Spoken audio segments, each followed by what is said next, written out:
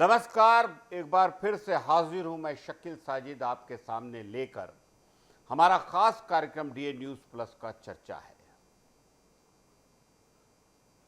चर्चा है में हम बहुत सारे ऐसे मुद्दों पर चर्चा करते हैं जो बेहद अहम होते हैं। सुप्रीम कोर्ट ने आजकल के उस चलन पर भारी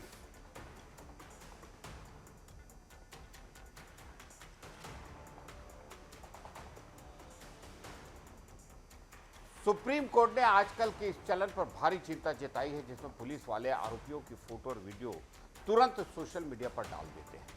कोर्ट का कहना है कि पुलिस का काम बिल्कुल ठीक नहीं है क्योंकि इससे कोर्ट में केस चलने से पहले ही आरोपी की छवि बहुत ज्यादा खराब हो जाती है। जब किसी आरोपी की ऐसी फोटो पब्लिक में आती है तो समाज में उसके खिलाफ पहले ही एक माहौल बन जाता है जिससे बाद में होने वाली कानूनी सुनवाई पर पूरा असर पड़ता है और पड़ सकता है। जस्टिस सूर्यकांत और उनकी बेंच ने एक याचिका पर सुनवाई करते हुए ये बातें कही। कोर्ट में यह मुद्दा उठाया गया कि पुलिस अक्सर आरोपियों को हथकड़ी लगाकर या अपमानजनक हालत में दिखाकर इनकी फोटो इंटरनेट पर डाल देती है। इससे इस इंसान के सम्मान को ठेस पहुंचती है। कोर्ट ने इस बात को काफी गंभीर माना और कहा कि जांच एजेंसियों का काम निष्पक्ष रहना है। उन्हें न तो पीड़ित का पक्ष लेना चाहिए और न ही आरोपी के खिलाफ माहौल बनाना चाहिए। सुनवाई के दौरान कोर्ट ने यह भी कहा कि आजकल हर कोई मोबाइल फोन हाथ में लेकर खुद को मीडिया समझने लगा है। खासकर छोटे शहरों में लोग अपनी गाड़ियों पर मीडिया बड़े पदों के स्टिकर लगाकर रौब झाड़ते हैं और नियमों का लगातार उल्लंघन करते हैं। चीफ जस्टिस ने इसे एक तरह का डिजिटल अरेस्ट वाला ट्रेंड बताया जहां किसी को कानूनी तौर पर दोषी साबित होने से पहले ही समाज की नजरों में मुजरिम बना दिया गया है। अंत में कोर्ट ने साफ किया कि पुलिस को मीडिया के सामने कैसे पेश आना है, इसके लिए नियम एसओपी बनाने के लिए 3 महीने का समय दिया गया। सॉलिसिटर जनरल ने भी माना कि सोशल मीडिया के कुछ प्लेटफॉर्म ब्लैकमेलरों की तरह काम करते हैं और बेवजह माहौल बिगाड़ते हैं। फिलहाल कोर्ट ने इस मामले में अगली तैयारी के साथ अप्रैल के बाद दोबारा आने को कहा है ताकि नए नियमों के आधार पर आगे की बात हो। बहुत सारे धार्मिक, सामाजिक, संवेदनशील मामलों में कोर्ट का ये फैसला काबिल तारीफ है कि हम किसी को भी उस पर जुर्म साबित होने के पहले अपराधी न मान लें। बहरहाल आगे बढ़ते हैं। पूर्व भारतीय क्रिकेटर, स्पिनर और मशहूर कमेंटेटर लक्ष्मण शिवराम कृष्णन ने बीसीसीआई के कमेंट्री पैनल से इस्तीफा दे दिया है। उन्होंने सोशल मीडिया पर अपने संन्यास का ऐलान करते हुए गंभीर आरोप लगाए हैं। 60 साल के शिवराम कृष्णन का कहना है कि उनके 23 साल के लंबे करियर के बावजूद उन्हें हमेशा उस वक्त नजरअंदाज किया गया। उन्हें टास्क या बैच के बाद होने वाले इनाम वितरण जैसे मुख्य कार्यक्रमों में कभी मौका नहीं दिया गया, जबकि नए आने वाले लोगों को ये काम सौंप दिया जाता है। शिवराम कृष्णन ने इस भेदभाव के पीछे रंग के आधार पर भेदभाव को एक बड़ी वजह बताया। जब सोशल मीडिया पर एक यूजर ने उनसे पूछा क्या उनके स्किन कलर की वजह से ऐसा हुआ, तो उन्होंने साफ तौर पर हाँ कहा। उनका मानना है कि उनके टैलेंट के बजाय उनकी रंग की वजह से उन्हें वो जगह नहीं मिल सकी जिसके वे हकदार थे। उन्होंने यह भी संकेत दिया कि टीवी प्रोडक्शन के पीछे की एक बड़ी कहानी है जिसे वे जल्द ही सबके सामने लाएंगे। क्रिकेट की दुनिया में शिवरामाकृष्णन का नाम काफी बड़ा है। 1980 के दशक में उन्होंने महज 17 साल की उम्र में अपनी जादुई लेग स्पिन गेंदबाजी से सबको हैरान कर दिया था। वे 1985 में वर्ल्ड चैंपियनशिप जीतने वाली भारतीय टीम के अहम सदस्य थे। इतना ही नहीं, जब दिग्गज बल्लेबाज सचिन तेंदुलकर को शेन वॉर्न की स्पिन गेंदबाजी का सामना करना था तब उन्होंने प्रैक्टिस के लिए शिवराम कृष्णन को ही बुलाया था। इतने शानदार रिकॉर्ड के बाद भी कमेंट्री की दुनिया में खुद को किनारे किए जाने से वे काफी दुखी हैं। उन्होंने कड़े शब्दों में कहा कि वे किसी को मक्खन नहीं लगा सकते थे, इसलिए उन्होंने अब इस काम से दूरी बना ली है। सन 2000 से कमेंट्री कर रहे शिवरामाकृष्णन अपनी बेबाक राय के लिए जाने जाते थे, लेकिन अब उनके इस इस्तीफे ने क्रिकेट जगत में नई बहस छेड़ दी है जिसमें रंग भेद और उत्तर दक्षिण की बातें भी लगातार सामने आ रही है सोशल मीडिया पर। रायपुर पुलिस ने नशे के खिलाफ बड़ी कार्रवाई करते हुए 4 ऐसे ड्रग तस्करों को गिरफ्तार किया है जो पाकिस्तान से हेरोइन लाकर पूरे छत्तीसगढ़ में सप्लाई करते थे। ये गिरोह काफी संगठित तरीके से काम कर रहा था। पुलिस की जांच में पता चला है कि ये तस्कर पाकिस्तान बॉर्डर से 1300 रुपये प्रति ग्राम में हेरोइन खरीदते थे और उसे पंजाब के रास्ते ट्रक ड्राइवरों और उनके कुरियर के जरिए रायपुर तक पहुंचाते थे, छत्तीसगढ़ तक पहुंचाते थे। हैरानी की बात कि जो ड्रग्स ये बहुत कम दामों में खरीदते थे, रायपुर के आसपास के इलाकों में 8000 रुपये प्रति ग्राम के हिसाब से ऊंचे दामों पर कीमत चली जाती थी। पुलिस को इस सिंडिकेट का पता तब चला जब करीब 3 महीने पहले 9 तस्करों को 80 लाख की हेरोइन के साथ पकड़ा गया। पूछताछ के बाद मिली जानकारी के आधार पर पुलिस की 2 टीमें पंजाब भेजी गई, जिन्होंने घेराबंदी कर 4 मुख्य आरोपियों को दबोच लिया। पकड़े गए आरोपियों में कंवलजीत सिंह पन्नू नाम का व्यक्ति गिरोह का सरगना है, जो पहले भी नशीले पदार्थों की तस्करी के मामले में जेल जा चुका है। पुलिस ने इनके पास से फिलहाल 2 लाख रुपए की हेरोइन बरामद की है। ये पूरी कार्रवाई रायपुर पुलिस और साइबर सेल की टीम ने मिलकर की और अब पकड़े गए आरोपियों से कड़ी पूछताछ हो रही है ताकि पूरे नेटवर्क का पता लगाया जा सके। छत्तीसगढ़ के राजनांदगांव जिले में पुलिस ने धर्मांतरण के एक बड़े नेटवर्क का खुलासा करते हुए मुख्य आरोपी डेविड चाको को गिरफ्तार कर लिया है।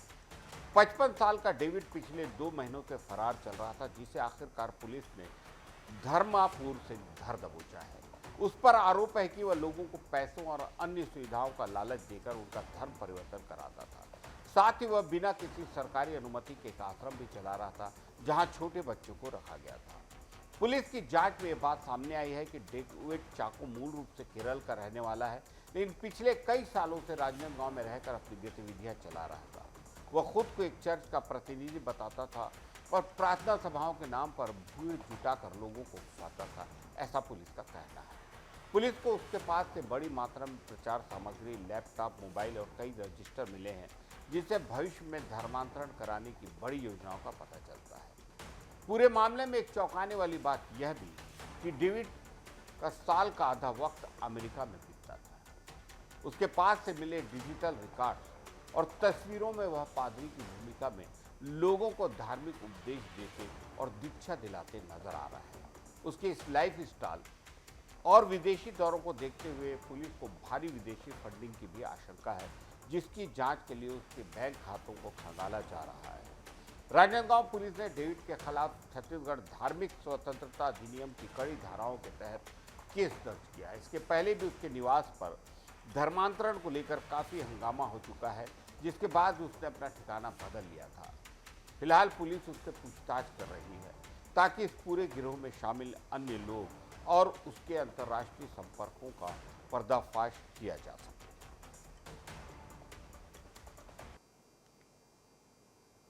रायपुर के खमतराई पुलिस ने बंजारी मंदिर के पास छापेमारी कर एक युवक को अवैध रूप से घरेलू गैस सिलेंडर का स्टॉक रखने के आरोप में गिरफ्तार किया है।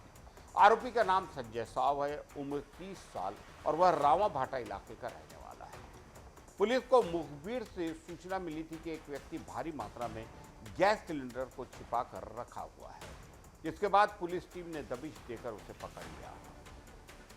तलाशी के दौरान आरोपी के कब्जे से कुल 16 नग इंडियन गैस के घरेलू सिलेंडर बरामद किए गए। इन सिलेंडरों की कुल कीमत करीब 64,000 रुपये बताई जा रही है। जब पुलिस ने संजय से इन सिलेंडरों को रखने के संबंध में जरूरी दस्तावेज मांगे तो वो कोई भी वैध दस्तावेज कागजात पेश नहीं कर सका। इसके बाद पुलिस ने सभी सिलेंडरों को जब्त कर लिया और आरोपी के खिलाफ कानूनी कार्रवाई शुरू की। शहर में गैस की किल्लत के बीच इस तरह सिलेंडरों का अवैध भंडारण करना एक गंभीर मामला है। खमतराई पुलिस ने इस मामले में धारा 106 BNS के तहत कार्रवाई की है। पुलिस अब खाद्य विभाग को पत्र लिखकर इस पूरे मामले की जानकारी दे रही है ताकि आगे की जांच की जा सके और ये पता लगाया जा सके कि आरोपी इन सिलेंडरों को कहां से लाता था और कहां खपाने की तैयारी में था।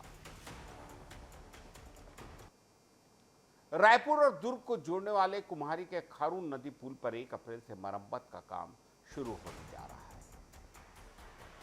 नेशनल हाईवे 53 पर स्थित इस पुल का मेंटेनेंस लगभग 1 महीने तक चलेगा। इस दौरान पुल के एक हिस्से को बंद रखा जाएगा और यातायात केवल एक तरफ से वन वे चलेगा।